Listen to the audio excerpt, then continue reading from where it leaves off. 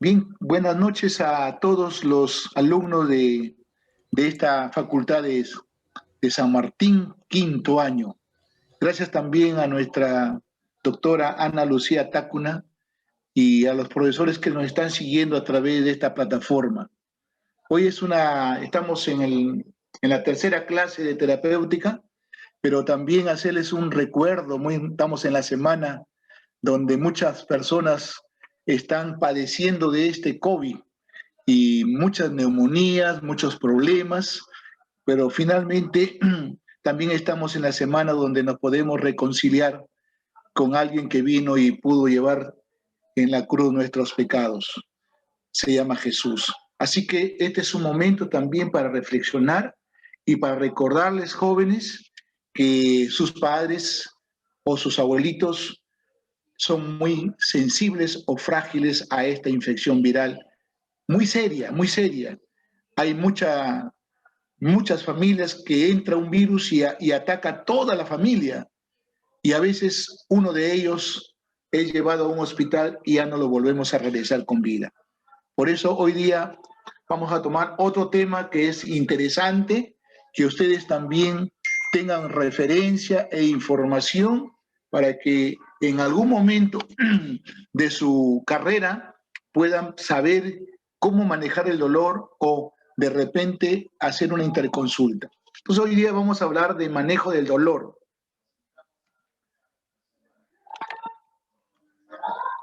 Y los temas que voy a tratar en esta clase son definición de dolor según la JACS, es una asociación internacional del estudio del dolor, la clasificación de dolor, la escalera analgésica, farmacoterapia del dolor, los coanalgésicos y los adyuvantes. Nunca olvidemos que una de las drogas muy importantes para el manejo del dolor son los opioides, pero también van acoplados a AINES y a coadyuvantes.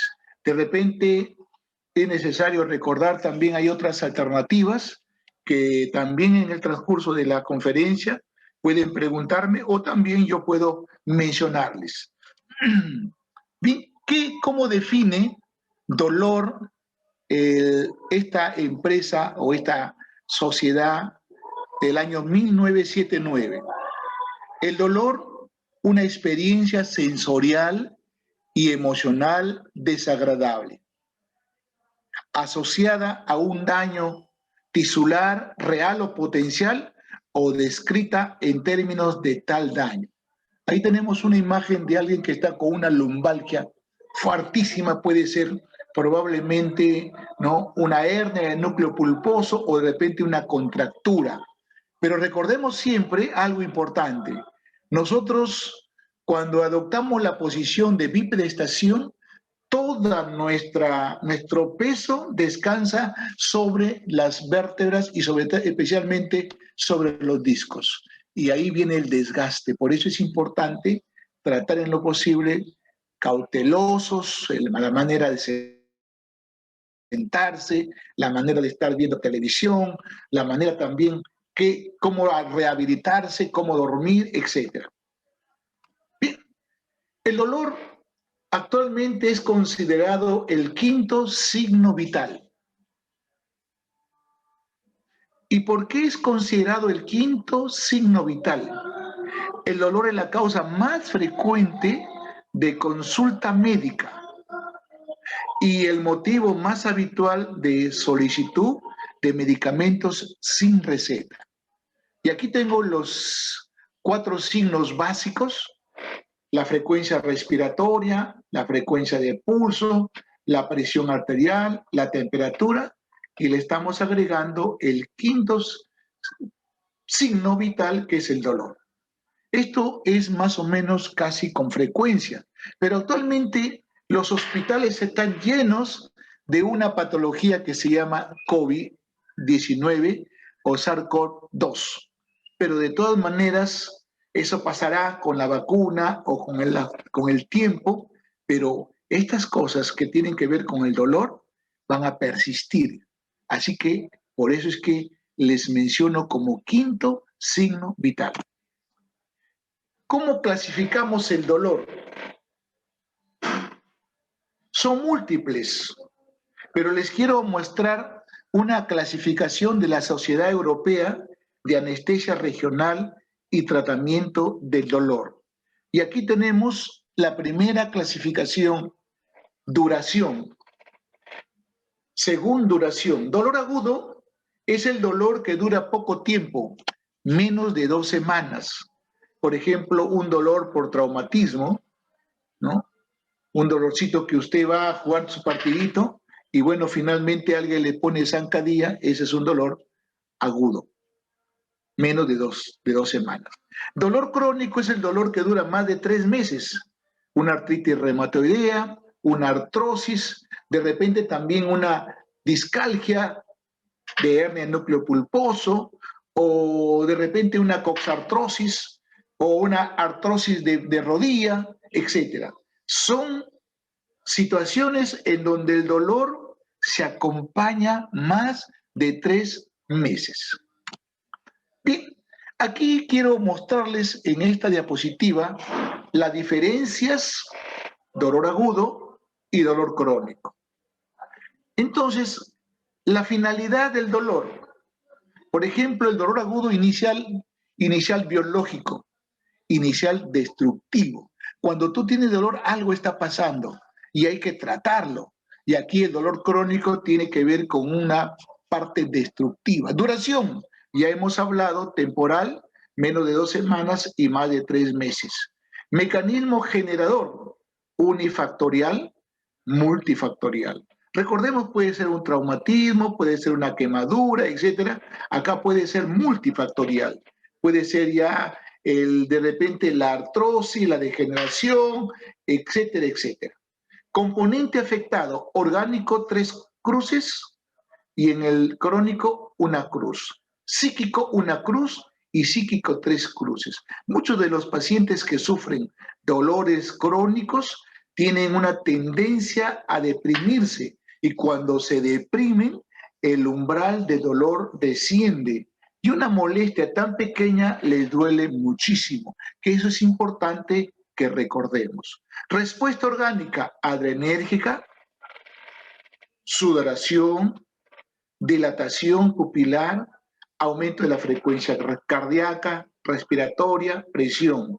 Mientras que en el dolor crónico, vegetativa, por ejemplo, ya dejan de comer, hay estreñimiento, menor deseo sexual, insomnio, depresión, tristeza, angustia, desesperación, etcétera, etcétera. Componente afectivo, ansiedad.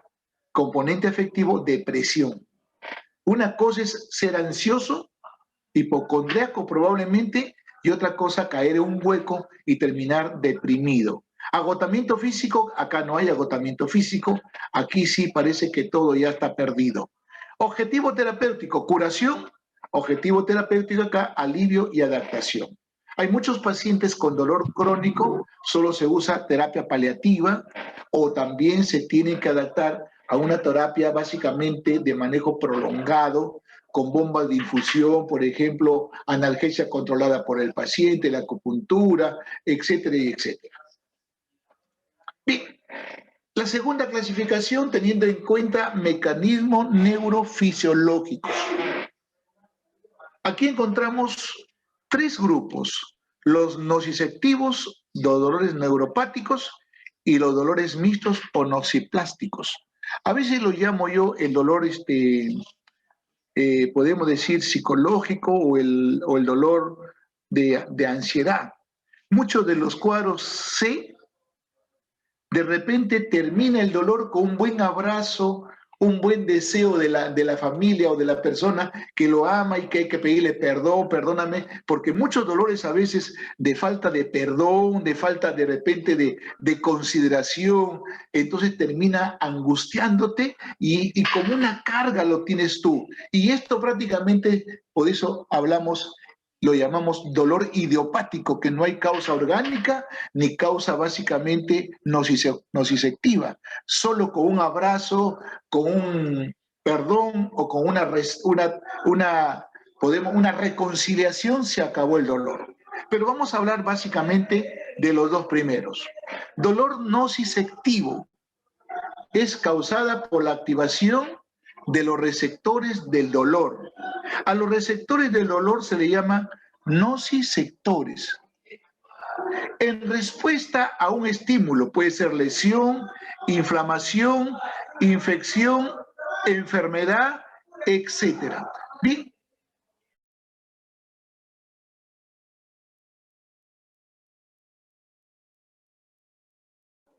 Bien, entonces tenemos acá activación del nociceptor por respuestas. Puede ser lesión, inflamación, infección o enfermedad.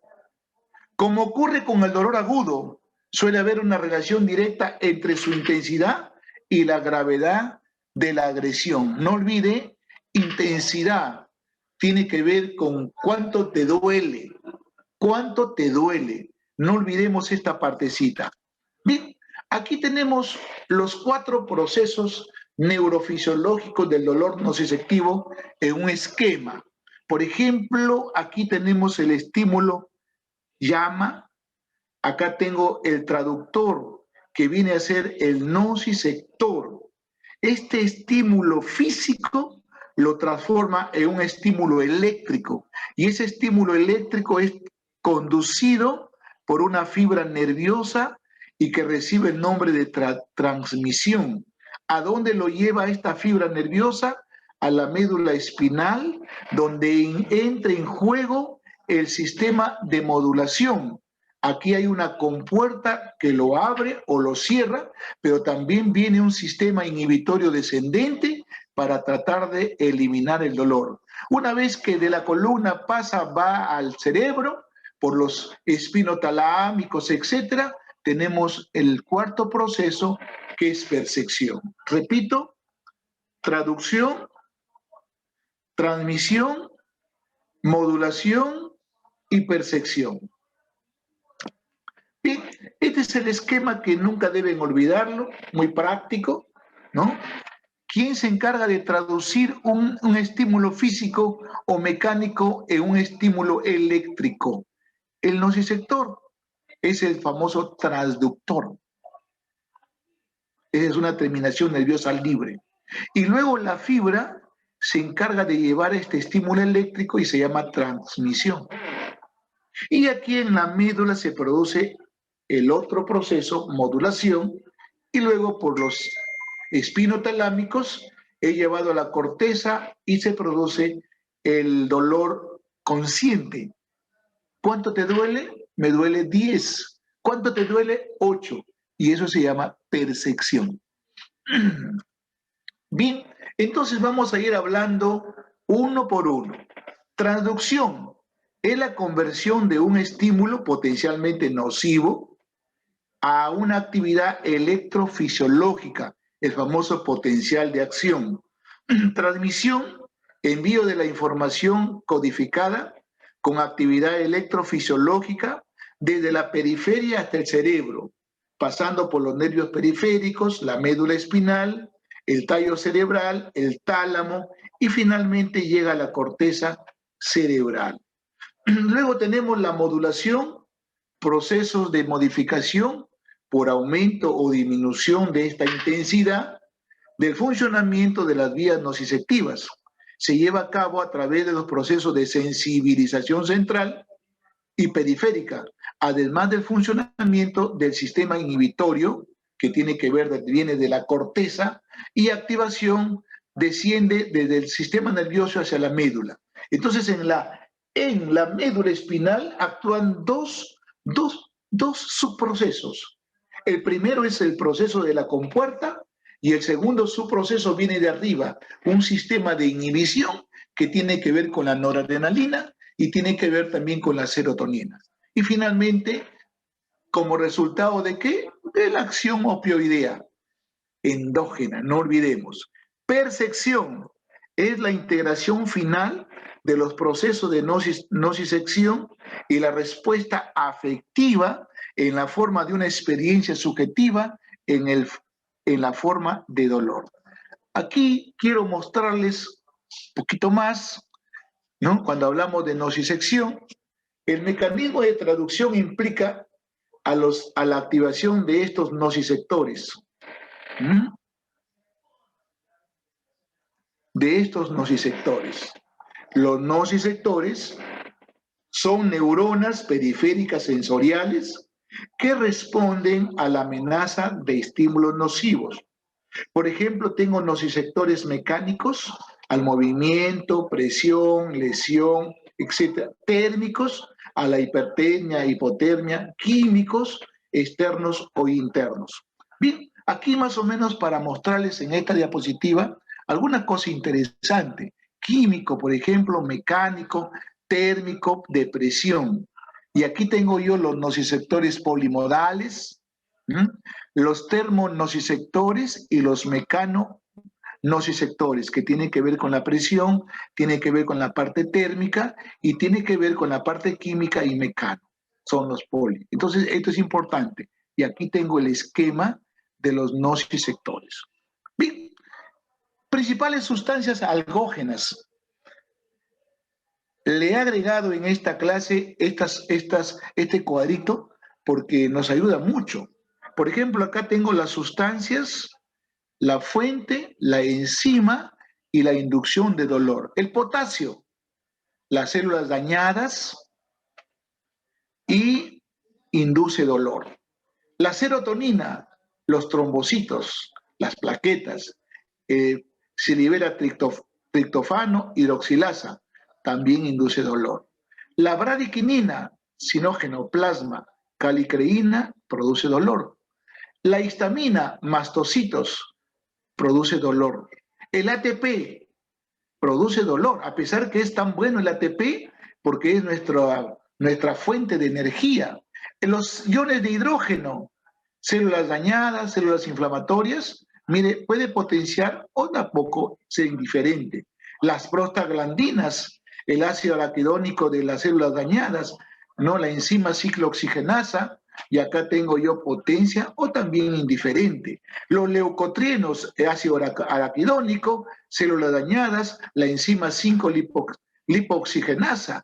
Por eso es que tenemos la aspirina y también tenemos otros productos que van a inhibir. También puede potenciar o no cambiar nada. La sustancia P, terminaciones libres de aferentes, aquí potencia o también. Recuerde que cuando usamos opioides, lo que estamos logrando es menor liberación de sustancia P. El CGRT, que es el péptido de calcitonina, etcétera, terminación libre de aferencias primarias y también puede potenciar como no.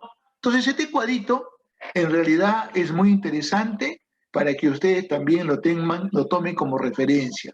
Ahora aquí la otra parte, transducción.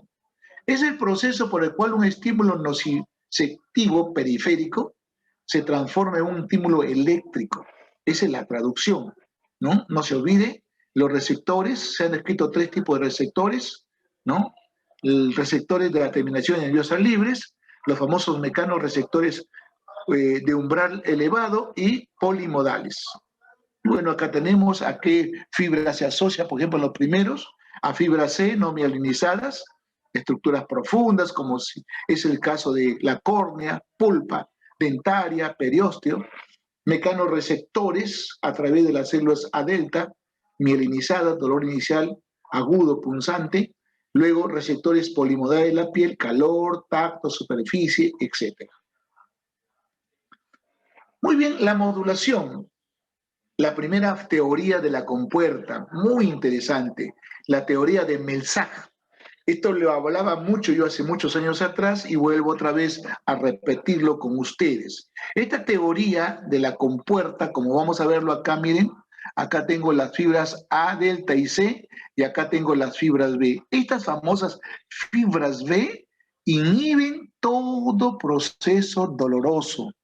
Este es como si yo fuera el papá y cierro la puerta y nadie sale ni nadie se entra. Esta es la A, B. El papá y la mamá que cierran la puerta y ya no puede pasar nadie. Pero siempre hay unas fibras A delta y fibra C que abren la puerta y el dolor pasa. Cuando este dolor pasa, se acabó la modulación por esta teoría. Entonces veamos acá en teoría, competencia entre mecanorreceptores y nociceptores. Las fibras A beta no nociceptivas, cierran la puerta e inhiben la respuesta a estímulos dolorosos. Esta es unas fibras, podemos decir, potentes que bloquean el dolor y de esa manera no dejan pasar. Pero si el dolor es muy intenso, no le queda otra cosa que dejar que pase. Las fibras C y delta abren las compuertas y la estimulación de las fibras A beta se puede reducir el dolor, es correcto. ¿Cómo puedo yo reducir el dolor? Este famoso TENS, la acupuntura, las palmaditas, las caricias, la sacudida, la técnica también de la terapia, a veces la digitopuntura, el peine, todas esas cositas son estimuladores de fibras B y de esa manera cierran la puerta. Aquí tengo también otra figurita muy interesante. Estas fibras B me bloquean la salida del dolor y no, las fibras B, pero acá hay unas fibras C que abren las puertas y de esa manera el dolor continúa. Pero estas fibras A beta son responsables de bloquear el dolor. Bien, el segundo proceso es la transmisión, proceso por el que el potencial de acción se propaga de manera centrípeta y ascendente a través de las vías del sistema nervioso periférico y el sistema nervioso central. Al penetrar en la médula espinal, las señales del dolor toman dos caminos, hacia el encéfalo a través del fascículo neoespinotalámico y del fascículo paleoestimotalámico. Recuerde que este tiene su posta en el tálamo y este prácticamente casi también, pero este va más a la corteza. Recuerde, este hace su parte acá y acá continúa hacia el cerebro. La transmisión excitatoria en su camino cortical va recibiendo la modulación de los sistemas inhibitorios. Viene acá el juego del segundo grupo de sistema inhibitorio. Y como vemos aquí, el sistema inhibitorio mejor conocido son los opioides endógenos, las encefalinas, las endorfinas, etcétera. Incluso ahora se sabe también que la morfina, las sustancias adrenérgicas, acá está la noradrenalina, los colinérgicos, acá está la acetilcolina y también los GABAérgicos. Entonces, todo este grupito juntos se unen y comienzan a tener el famoso sistema inhibitorio para reducir la intensidad del dolor que le llegue al cerebro. Si debería llegar un 8 o un 10, con este mecanismo de repente llega un 2, un 3. A eso se refiere esta parte. Bien, aquí para más o menos hacer esquemáticamente, miren acá, ahí tengo el estímulo. Este nociceptor es el transductor, va a encargarse de llevar este estímulo eléctricamente. ¿Y hasta dónde lo lleva? Hasta la corteza. Lo lleva hasta la corteza. Entra a la médula, luego al cerebro medio, luego al tálamo, a la corteza y finalmente llega a la corteza límbica. Este es el paso que usted tiene que recordar. Y aquí tenemos los fascículos neoespinotalámicos para el dolor rápido y el paleoencefálico para el dolor, podemos decir, lento o podemos decir un dolor sordo. Las fibras rápidas para el dolor de tipo A delta acaban sobre todo en la lámina 1 de la asta posterior y cruzan hacia el lado opuesto a través de la comisura anterior y giran en sentido ascendente. Entonces, la lesión del lado derecho llega a la corteza izquierda y la lesión del lado izquierdo llega a la corteza derecha, porque hay un entrecruzamiento, especialmente en el mismo segmento medular. Ustedes, como han llevado neurología, observan que la parte somática, motora, el entrecruzamiento se da en el óbex, en la médula oblongada. De ahí se da y se cruza. Por eso es que los accidentes cerebrovasculares de un lado se traducen en otro lado. Si tienes un ACV en el lado izquierdo, se traduce con una hemiparesia en el lado derecho. Si es al revés, en el lado izquierdo. Aquí el entrecruzamiento se da en el mismo segmento medular. Pregunta de examen. El glutamato, el neurotransmisor más probable que produzca dolor. No se olvide, este es importante. Bien, el palio espinotalámico para el dolor lento crónico, dolor procedente de las fibras periféricas tipo C, lámina 2 y 3 de la asta dorsal, vía anterolateral, sustancia gelatinosa. Aquí se libera sustancia P. Tres áreas siguientes: la formación reticular, la región tectal del mesoencéfalo y la zona cis, zona gris periacueductal. Aquí tenemos el esquemita, muy interesante. Me había olvidado el esquemita anterior. Acá este esquemita también es interesante, los fascículos del dolor. Recuerde que se cruza y luego mire cómo es que conlleva las fibras rápidas, ¿no? El complejo ventrovasal y grupo nuclear posterior. Y aquí tenemos las fibras, el tálamo, etc. Y aquí tenemos la parte del famoso palio espinotalámico. También la formación reticular, la fibra de dolor rápido, la fibra de dolor lento, y bueno, finalmente, ¿no? Va a llegar hasta también al tálamo y finalmente ya llegará a la corteza. Bien, dolor neuropático, otro tipo de dolor que también es muy difícil de tratar. A veces, por ejemplo, los dolores de hernia del núcleo pulposo son dolores neuropáticos. La neuropatía diabética, el herpes zóster, las amputaciones de piernas te dan un dolor neuropático, miobrofantasma, son dolores neuropáticos. Bien, se origina como consecuencia de estímulos directos del sistema nervioso o por lesión de los nervios periféricos. En esta lesión se pierden receptores de opioides. Repito, en esta lesión se pierden receptores de opioides. Por eso es que los dolores neuropáticos tienen pobre respuesta al dolor neuropático. Es necesario acoplarles antidepresivos, estabilizadores de membrana, anestésicos locales para tener el efecto positivo. Por lo tanto, supone alteración del sistema nervioso, tanto central, autonómico como periférico. Bien, patofisiología del dolor neuropático, mecanismos periféricos, hiperexcitabilidad de la membrana, descargas ectópicas, cambios transcripcionales, los mecanismos centrales, hiperexcitabilidad, pérdida de control inhibitorio, ya no hay el efecto de los opioides, del GABA, porque le decía que se pierde la acción de los receptores opioideos, reorganización, hay una sensibilización periférica y central y se produce el síndrome de Wing-Up, que tiene que ver con el dolor neuropático. Muy bien, características del dolor neuropático: disestesias, parestesias y alodinia. Por ejemplo, esquemante. Yo tengo, por ejemplo, por producto de la hernia del núcleo pulposo, parestesia de los dedos de mi pie, ¿no? Electrizante, hormigueo, calambres, punzantes como púas, etc.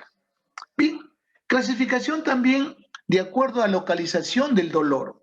El dolor puede ser somático o puede ser dolor visceral. Por si acaso puede haber dolor somático y dolor visceral de tipo nociceptivo y también de tipo neuropático. Voy a repetir, puede haber dolor somático y dolor visceral de tipo, por si acaso, nociceptivo y también de tipo neuropático. Entonces, dolor somático, piel, hueso, músculo, articulaciones; dolor visceral, vísceras pélvicas, abdominales o torácicas. El cuarto grupo es la clasificación del dolor, de acuerdo a su intensidad. Entonces, ahí, ¿qué usamos para medir el dolor? La escala análoga visual, que llamamos EVA, es la que nos ayuda muchísimo para tratar de ver cuánto le duele a mi paciente, especialmente en los adultos, porque ya veremos después, los niños tienen otras escalas, las escalas de las caritas o las escalas también, otros usan las escalas numéricas. Por ejemplo, dolor leve es cuando tienes un EVA de 1 a 3, dolor moderado de 4 a 6 y dolor intenso de 7 a 10. Le preguntamos, puede ser una regla, le damos una reglita de 0 a 10. ¿Por dónde, a qué nivel te duele? A este nivel, doctor. Entonces estamos observando, esto nos ayuda a hacer la clasificación. Bien, herramientas para valorar el dolor. La escala de intensidad de dolor, la escala numérica que les hablaba de dolor, se le explica al paciente y califica su dolor de 0 a 10. La escala visual análoga, el paciente debe marcar la intensidad de su dolor en una línea de 10 centímetros. Escala de los adjetivos, el paciente describe su dolor, dolor leve, moderada o severa, y escala de las caritas, útiles en niños, ancianos o confusos o pacientes que no hablan el idioma que usted habla. Y acá tenemos la famosa herramienta para determinar. Miren, acá tenemos no dolor y worse pain, dolor intenso. Dolor severo, moderado y leve. Luego miren la escalita de 0 a 10, también interesante, y las caritas. Es un niño que no le duele nada y un niño que no soporta, o un anciano que habla inglés y yo hablo francés, o usted habla quechua, entonces con esto le ayuda. Bien, ¿cuáles son los componentes del dolor? Sobre todo, mire cuando el dolor se hace crónico, aspectos físicos, aspectos sociales y aspectos psicológicos.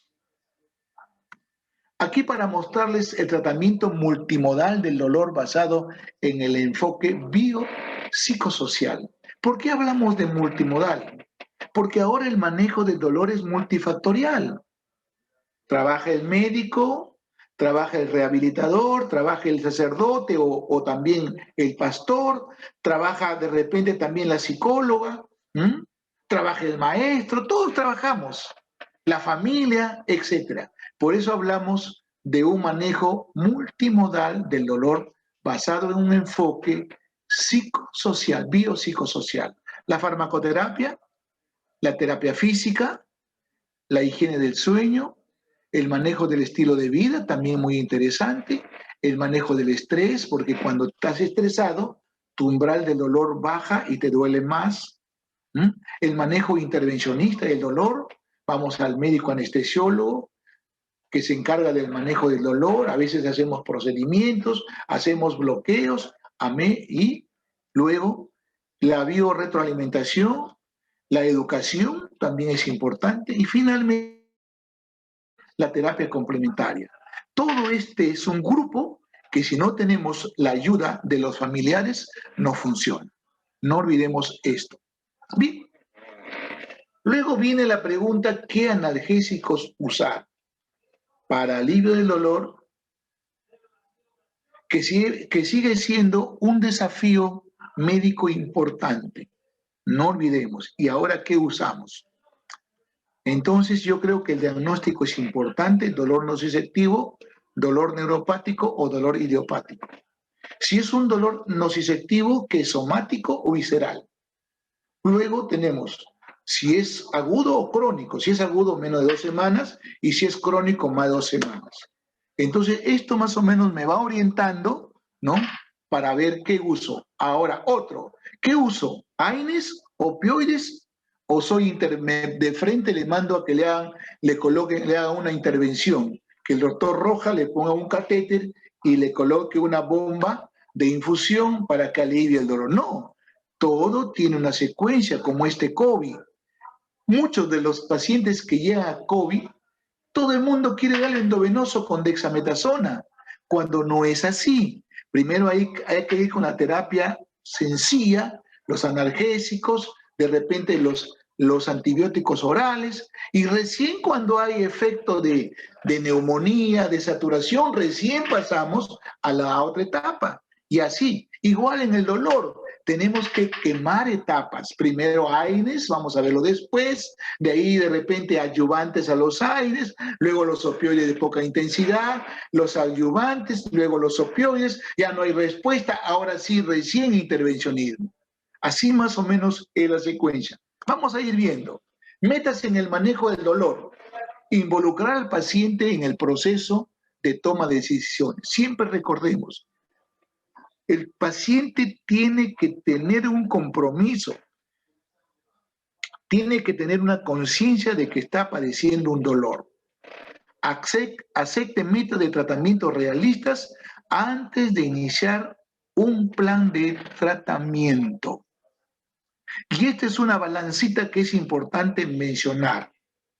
Yo debo como médico entender el alivio óptimo del dolor mejora la función, pero debo minimizar los efectos adversos. No olvidemos esto. Por ejemplo, usted no podría dar paracetamol más de 4, 5, 6, 8 gramos. ¿Pero para qué lo das? Para que le quite el dolor y mañana usted le hace una prueba hepática y ya tiene el hígado necrosado, porque le ha producido necrosis hepática por este famoso producto que se llama N-acetilparaminobenzoquinona imina, que es necrotizante, porque te reduce el glutatión, que es el neutralizador. Entonces, eso es importante. Bien. Entonces, esto no olvide, balancita. Alivio con mínimos efectos. De nada me sirve dar más alivio y el paciente se muere.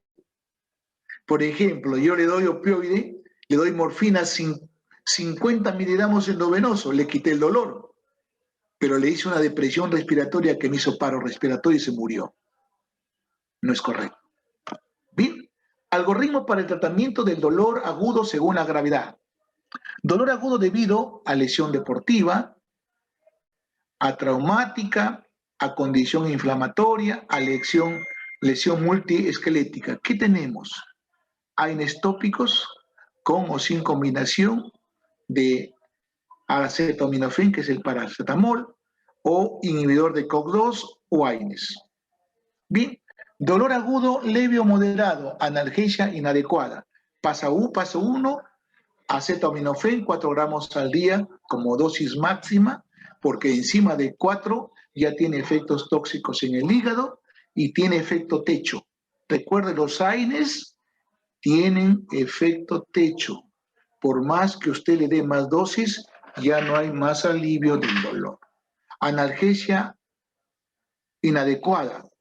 Entonces pasa usted al paso 2, inhibidor COX-2, el celecoxib, el meloxicam, elegir usted según el perfil y riesgo. Analgesia inadecuada, paso 3, añadir uno de los siguientes: acetaminofén más codeína, que es un opioide de poca intensidad, acetaminofén más tramadol o tramadol.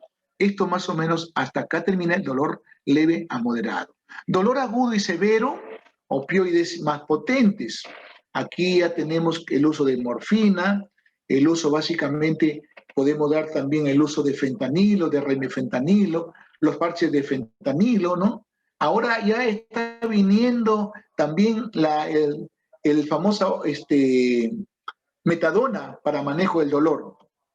Ahora, otro producto, la buprenorfina, no olvidemos, reconocer siempre también cuándo usar y cuándo no usar. Cuando tengan ustedes la oportunidad, yo voy a hablar sobre opioides en farmacología. Me gustaría que ustedes puedan de repente solicitar a la doctora Ana Lucía que les den esa conferencia, porque ahí hablo yo de agonistas parciales y antagonistas, que también va a acoplar a esta terapéutica. Bien, entonces esta es la escalera analgésica de la Organización Mundial de la Salud, ¿no? La primera que salió más o menos 1977 sería, ¿no? El dolor leve. Este es el primer escalón, analgésico no opioideo, se refiere a los AINES, más o no menos coadyuvantes. Luego dolor moderado, opioides menores, aquí estamos la codeína, el propoxifeno, el dextropropoxifeno, incluso podemos dar de repente tramal también acá, y los adyuvantes o coadyuvantes. Este es el dolor intenso, ya estamos hablando de opioides potentes, ¿no? Y los adyuvantes. Entonces, ¿quiénes son los coadyuvantes? Los corticoides, los antidepresivos, los anticonvulsivantes, los fenotiazínicos, los anestésicos locales, la carbamazepina, por ejemplo, que son anticonvulsivantes, ¿no? Y aquí, para mostrarles, miren esta escalera, ¿no? De acuerdo al nivel, aquí se llama dolor leve, EVA 1 a 3, dolor moderado 4 a 6 y dolor severo de 7 a 10. Esto es lo que yo le acoplé a esta figurita que finalmente nos ayuda. Entonces, primer escalón, acá tengo, no se olvide, AINES, paracetamol, metamizol. Y aquí le agregaría a usted el adyuvante. El segundo escalón, codeína, dihidrocodeína, tramadol, propoxifeno, dextropropoxifeno, etc. Puede asociarse a fármaco del primer escalón. Quiere decir que usted puede usar codeína, de repente más paracetamol, o puede usar tramadol, de repente más, un AINES, que puede ser un AINES, un inhibidor de COX-2, puede ser de repente meloxicam más tramadol, que vienen, ¿no? Hay combinaciones. Luego, este es el dolor intenso, morfina, fentanilo, oxicodona, metadona, buprenorfina. Este es el agonista parcial. Y puede asociarse también a fármacos del primer escalón. O sea, puedo usar yo morfina, de repente más paracetamol, o puedo usar también de oxicodona, de repente más celecoxib, que es una... Entonces, esto es lo que se refiere. Usar ayudantes en cualquier escalón, escalera, corticoides, antidepresivos, etc. Bien, escalera analgésica de la Organización Mundial de la Salud. La escalera analgésica, acá estaba la fecha, ¿no? Escalera analgésica de la OMS publicada el año 1986. Ofrece una guía a seguir en el tratamiento del dolor en cáncer. Originalmente compuesta por 3 escalones que acabamos de verlo, y en la actualidad, con la propuesta de modificación, hay 4 escalones agregados a técnicas intervencionistas para tratamiento del dolor. Abordaje farmacológico, dolor leve, EVA de 1 a 3, AINE nada más, dolor moderado, opioides, tramal, buprenorfina, nalbufina, combinación. Esta buprenorfina lo puede dar a ustedes de repente en el dolor moderado, como también en el dolor severo, pero de preferencia la buprenorfina lo dejamos para el dolor severo, pero sí podemos usar tramal, nalbufina, puede usar también butorfanol, ¿no? Pentazocina, propoxifeno, combinación con AINES si es necesario. Bien, entonces, por si acaso, esto también es interesante, voy a volver a resaltar, esta buprenorfina lo puede usted usar en este nivel, pero especialmente cuando está ya de moderado a severo. Luego, el severo, EVA 7 a 10, morfina, fentanilo, infusión, analgesia controlada por el paciente, o técnicas regionales, por ejemplo, analgesia a través de catéteres, combinaciones con AINES o adyuvantes. Bien, este es el cuarto, la escalera con 4 pasos. Primer escalón, miren, no olvidemos lo mismo que hace rato. El segundo escalón, codeína, dihidrocodeína y tramadol. Y tercer escalón, aquí me parece que voy a tratar de sacar, para que no haya confusión, voy a sacar la anterior.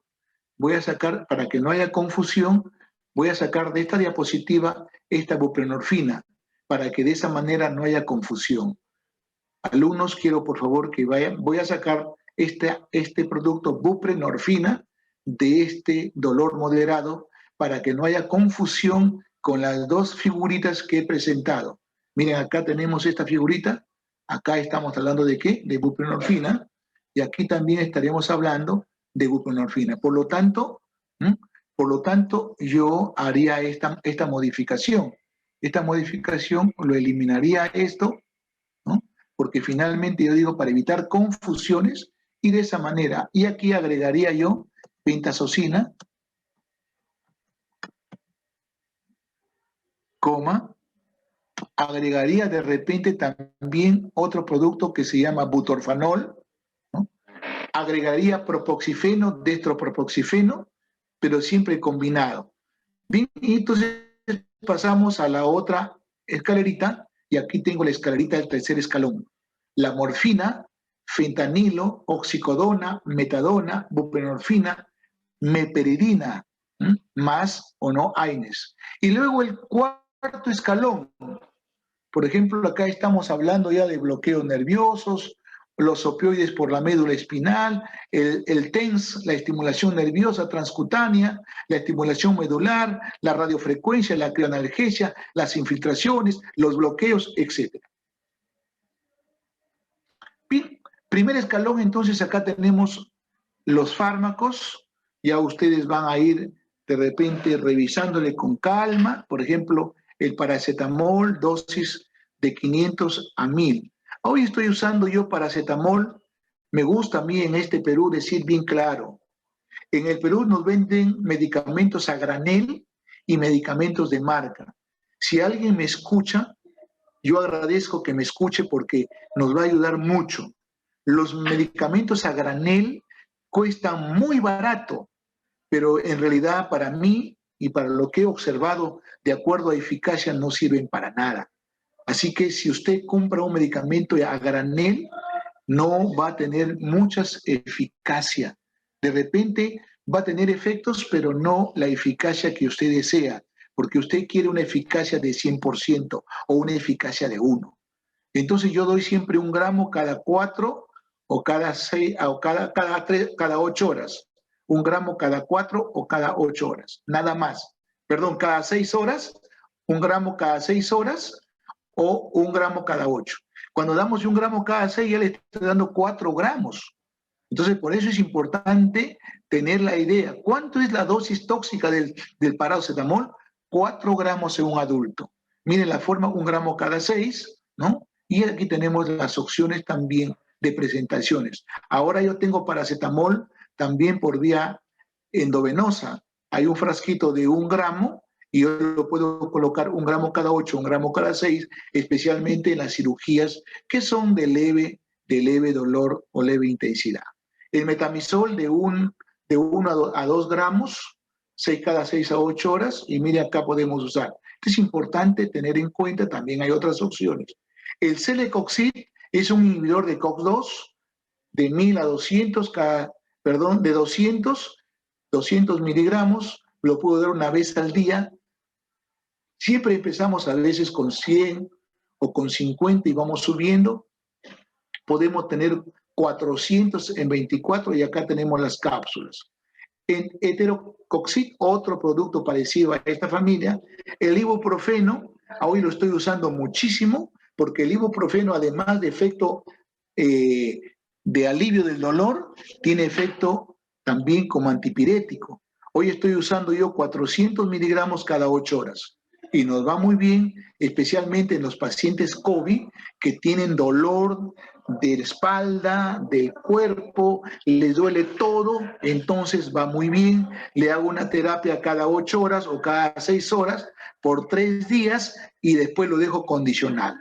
Muy interesante. Mira, ¿hasta cuánto puedo dar? 600 cada 6. Estamos hablando de 2.400 o 800 en 24 horas, ¿no? De acción retardada. Y aquí tenemos también otras opciones.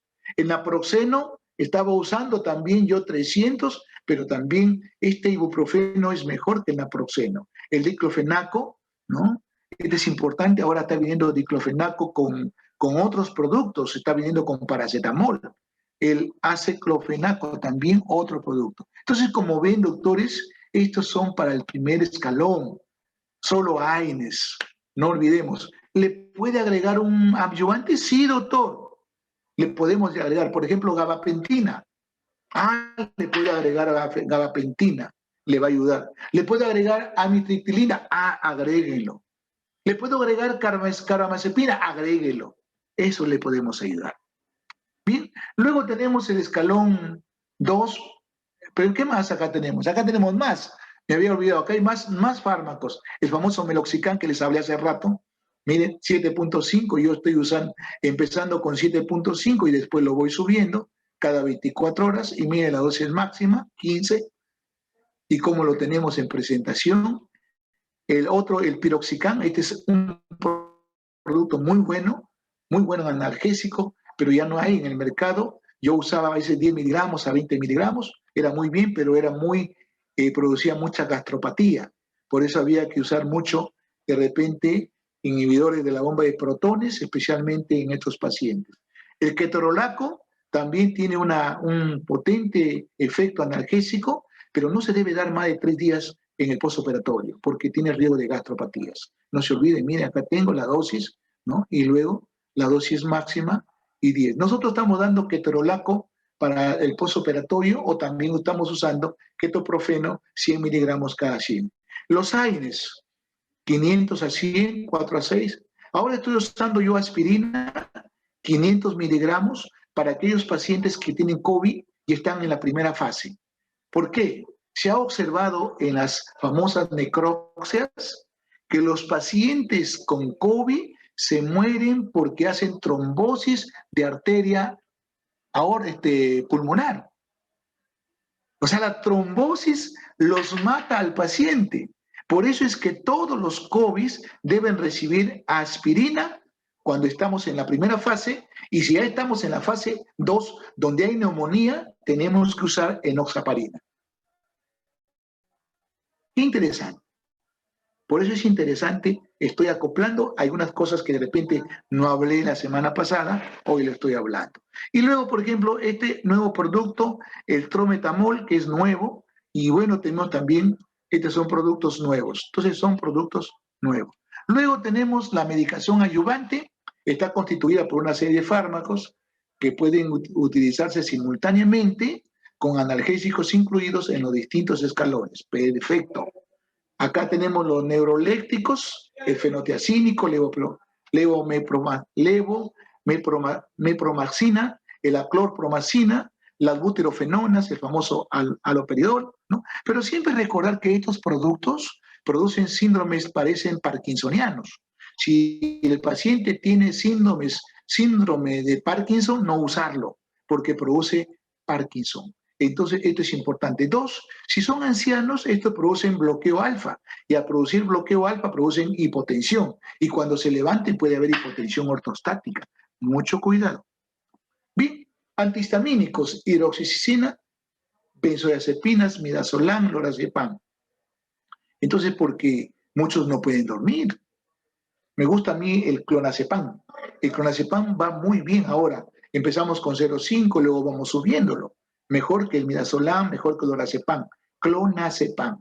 El famoso alprazolam ya no lo estoy usando porque es muy adictivo, pero el clonazepam es más fácil sacarlo. Bien, sigo. Por ejemplo, los bifosfatos de sodio, muy buenos. El baclófeno, también, ¿no? Baclófeno es un relajante muscular, porque a veces también tenemos. La octeoptida es también un producto que podría usarse. Y aquí para mostrarles otros añugantes en el dolor postoperatorio, ketamina. La ketamina estamos usando nosotros 0.25 como máximo miligramos endovenoso.